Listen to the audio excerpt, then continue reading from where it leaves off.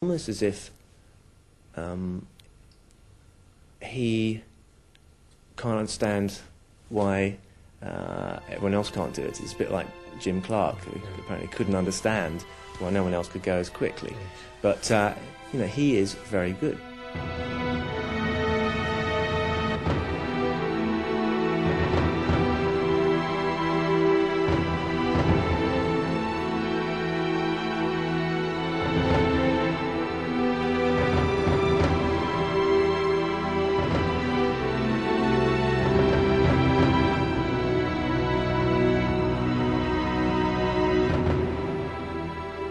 I've watched him testing at Silverstone, and particularly going through Beckett's, a very fast right, left, right sequence of corners.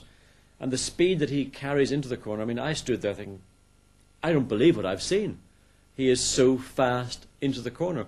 Well, it's nothing sort of extra special. It's just a way that he controls the car almost with a throttle, instead of where I think the majority of drivers that I've known, someone like Damon, I know David, Gerhard as well, Mika Häkkinen, exactly the same. When they brake, you brake, you change down the gears, and then you might go on and off the throttle. And I think Ayrton was the biggest example of that. When he used to be in the middle of a corner, his throttle movement was so quick, and he was always on the throttle. Where Michael has this braking, changing down, then he's constantly on the throttle straight away. Even if every driver was driving a white car with a white helmet, we could still just about see the technique of Michael Schumacher. It wouldn't be easy though, and to get a much better idea, we need to look at data recordings taken from the controls, from the steering, particularly the throttle, and also of course the brakes. And we've had a rare opportunity to obtain data from the British Grand Prix qualifying from both Michael Schumacher and Johnny Herbert's car. This blue trace is the throttle. When it's right at the top, it's full throttle, and so now we can see the accelerator building up a section of flat out running before then lifting off and then braking down for the next corner. It's important with a Formula One car to be progressive with the throttle, and so we don't see it just going vertically up, we see it progressively increasing, and that's particularly important through this corner, Bridge Corner, because that is taken at 160 miles an hour, and technique is all important to save time. Michael Schumacher approaches on full throttle with the blue line at about 160 miles an hour.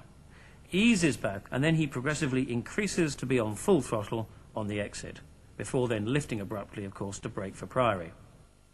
Now comparing this with Johnny Herbert's throttle position, we can see that in fact Herbert keeps on full throttle for longer. Certainly no lacking in bravery, but then he has a much bigger lift to slow the car down more, before slightly raggedly increasing it back to full throttle again.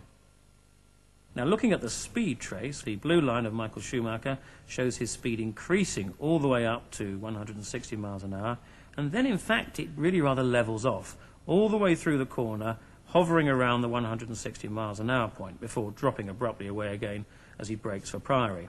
Now looking at Herbert's speed trace, he's a little slower out of the previous corner, but gradually makes up ground, and so he's virtually as fast on the very approach to Bridge. But because of that much bigger lift on the throttle, his speed then drops down quite significantly. He's 5 miles an hour slower in the middle of the corner. Now looking at the steering trace, we can see just how close to the limit the drivers are. On the approach to the corner, the trace is fairly smooth. But then in the middle of the corner, we can see from the zigzag lines just how much correction Schumacher is having to make for tiny slides that can't actually be seen, not obviously anyway, from the outside of the car. Now looking at Johnny Herbert's steering input, on the straight it's much the same, but in the middle of the corner he's not so near the edge, and so the trace is smoother. As a result, on this corner alone, Schumacher was 0.2 of a second faster than Herbert, and in fact in qualifying over the whole lap beat him by 1.5 seconds, or 100 metres at the end of the lap.